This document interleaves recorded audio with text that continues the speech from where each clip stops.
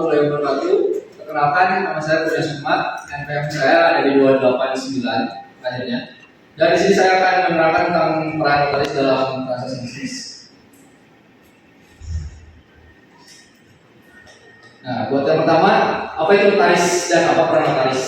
Buat yang pertama ini, menurut Undang-Undang Nomor 30 Tahun 2004 tentang jabatan notaris yang telah diubah dengan Undang-Undang Nomor 2 Tahun 2014, notaris adalah pejabat umum yang berwenang membuat akte otentik dan memiliki kewenangan lainnya sebagai datum dalam peraturan perundang-undangan. Akte otentik yang dibuat oleh notaris memiliki kekuatan pembuktian yang sempurna di hadapan hukum. Ada di pasal 15 ayat 1 buat pasalnya. Buat keberadaan notaris dalam transaksi bisnis bertujuannya untuk menghindari potensi sengketa dan memastikan semua pihak memahami serta menyetujui kesepakatan yang telah dibuat. Itu untuk yang peran notaris dan juga akte notaris. Terus untuk menurut para ahlinya, di sini kita ada 3 para ahli ya, ada Rohmat Sumitro, kelahiran 1988, Gautama Sudarbo dan juga Salim AS. Buat yang Rohmat Sumitro menjelaskan bahwa peran notaris dalam transaksi bisnis adalah menjamin keabsahan perjanjian sehingga dapat memberikan perlindungan hukum kepada semua pihak yang terlibat. Notaris juga dianggap sebagai mediator yang membantu menyelesaikan potensi konflik sebelum terjadi. Itu menurut Rohmat. Sekarang buat Gautama Sudarbo, menekankan bahwa notaris bertindak sebagai pihak yang netral dan profesional dan dalam memastikan transaksi bisnis sah secara hukum serta mencegah timbulnya sengketa kemudian hari. Untuk menurut Salim AS menyatakan bahwa notaris bertindak sebagai penjaga kepastian hukum, keadilan, dan perlindungan hukum dalam transaksi bisnis. Peran ini penting untuk memastikan bahwa semua pihak memahami dan mengakui perjanjian yang telah dibuat. Untuk selanjutnya kita ada di peran notaris dalam transaksi bisnis. Buat yang pertama ada membuat akte otentik, yang kedua memberikan kepastian hukum, yang ketiga melindungi hak dan kewajiban para pihak, yang keempat ada mencegah sengketa hukum, yang kelima memberikan penjelasan dan nasihat hukum, dan yang keenam memvalidasi dokumen bisnis. Assalamualaikum warahmatullahi wabarakatuh. Perkenalkan, nama saya Siti Nur Farida dari kelas manajemen NPM 202. Di sini saya akan menjelaskan tentang jenis-jenis transaksi yang melibatkan notaris. Yang pertama ada transaksi jual beli. Notaris menyusun akta otentik untuk menjamin keabsahan transaksi, termasuk jual beli properti dan barang, baik secara langsung maupun melalui platform digital atau e-commerce. Yang kedua ada pendirian perusahaan.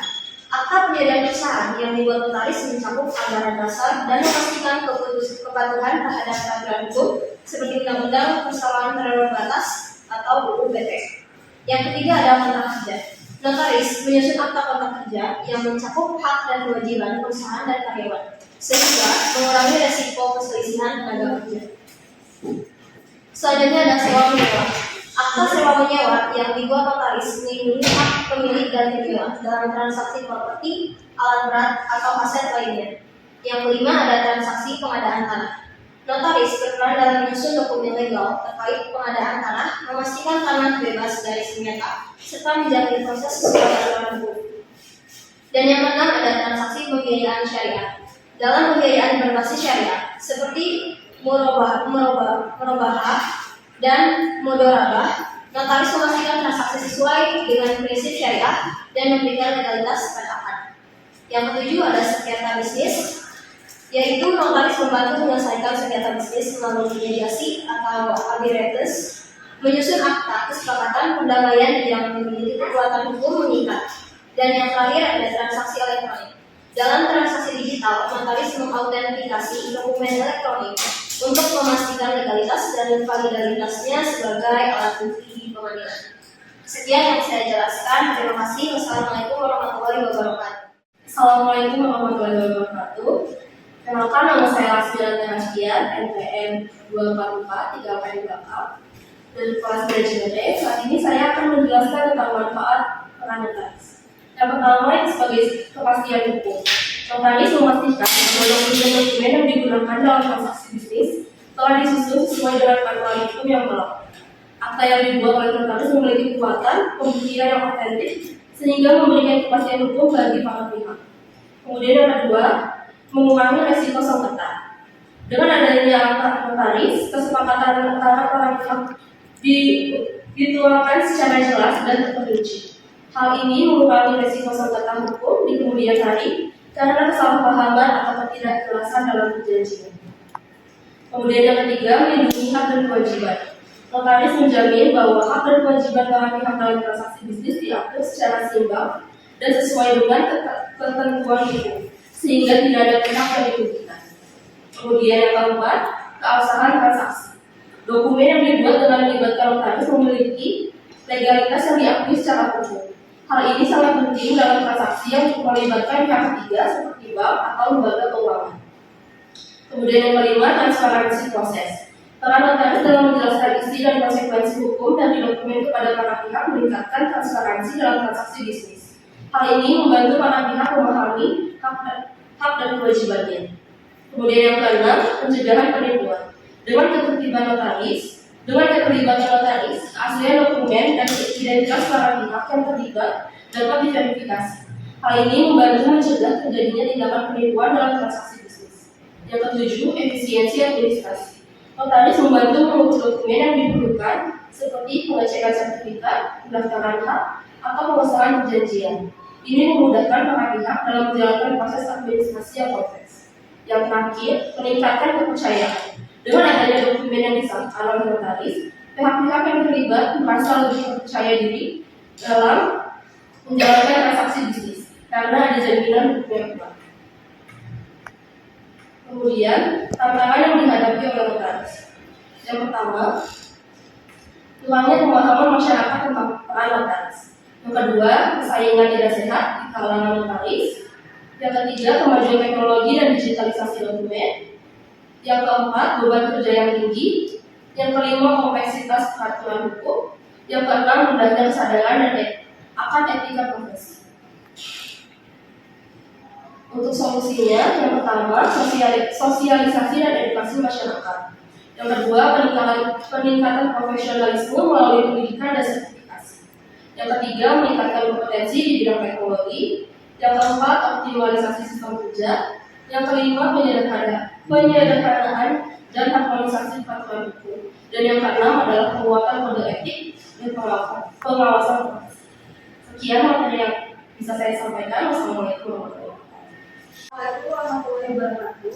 Perkenalkan, nama saya Juliana Dianti Rahayu dengan NPM 276. Di sini saya akan menjelaskan mengenai upaya peningkatan peran notaris. Yang pertama, peningkatan kompetensi dan profesionalisme modern. Ada yang pertama, pelatihan bisnis, pendidikan berkelanjutan, dan penguasaan bahasa asing. Yang kedua, ada digitalisasi layanan notaris. Yang pertama, penggunaan blockchain dalam autentikasi dokumen. Yang kedua, pemanfaatan sistem elektronik. Dan yang ketiga, penerapan notaris virtual. Dan yang ketiga, ada peran sebagai konsultan hukum bisnis. Yang pertama, ada perencanaan hukum dan resiko. Yang kedua, pencegahan konflik bisnis. Dan yang ketiga, ada pendampingan transaksi kompleks. Dan yang poin keempat, peningkatan peran mediasi dan penyelesaian sengketa. Yang pertama, ada mediasi alternatif. Dan yang kedua, advokatif preventif. Dan selanjutnya, ada kolaborasi dengan institusi keuangan dan dunia usaha. Yang pertama, ada kerjasama dengan bank dan perusahaan. Yang kedua, ada, dan selanjutnya poin kelima, ada kolaborasi dengan institusi keuangan dan dunia usaha. Yang pertama, ada kerjasama dengan bank dan perusahaan. Yang kedua, ada penguatan hubungan dengan asosiasi bisnis. Poin keenam, ada kepatuhan terhadap standar etika profesi. Yang pertama, transparansi dalam layanan. Yang kedua, pengawasan oleh organisasi profesi. Dan poin ketujuh, ada penyesuaian terhadap perkembangan regulasi. Yang pertama, ada peningkatan pemahaman regulasi baru. Dan yang kedua, ada advokasi kebijakan publik. Selanjutnya, ada kesimpulan. Kesimpulannya, notaris memiliki peran penting dalam transaksi bisnis untuk menjamin kepastian hukum, mencegah sengketa, serta memastikan pelaksanaan transaksi sesuai hukum. Notaris memberikan manfaat besar bagi pelaku usaha, menciptakan kepercayaan dan perlindungan hukum, tetapi juga menghadapi tantangan seperti perkembangan teknologi digital. Dalam mendukung pertumbuhan ekonomi, notaris tidak hanya sebagai penegak hukum, tetapi juga mitra strategis bagi pelaku bisnis untuk menciptakan transaksi yang adil dan transparan. Dan terakhir ada saran. Yang pertama, pemanfaatan teknologi digital pemerintah dan organisasi profesi notaris dapat mendorong penggunaan teknologi digital seperti tanda tangan elektronik dan sistem pendaftaran online untuk meningkatkan efisiensi dan kecepatan pelayanan notaris. Dan yang kedua ada edukasi masyarakat dan pelaku usaha. Edukasi mengenai pentingnya peran notaris dalam transaksi bisnis perlu ditingkatkan. Hal ini dapat membantu pelaku usaha memahami pentingnya legalitas dalam setiap transaksi yang dilakukan. Jadi itu saja presentasi yang dapat saya sampaikan. Kurang lebih mohon maaf. Assalamualaikum warahmatullahi wabarakatuh.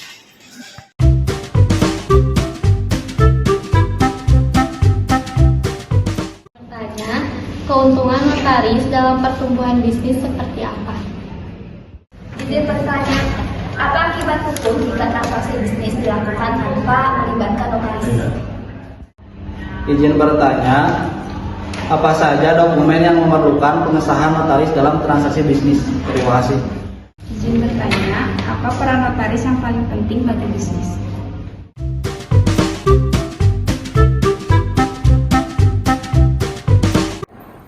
Untuk jawaban yang ditanyakan, jawaban pertama ya, peran notaris yang paling penting bagi bisnis itu apa?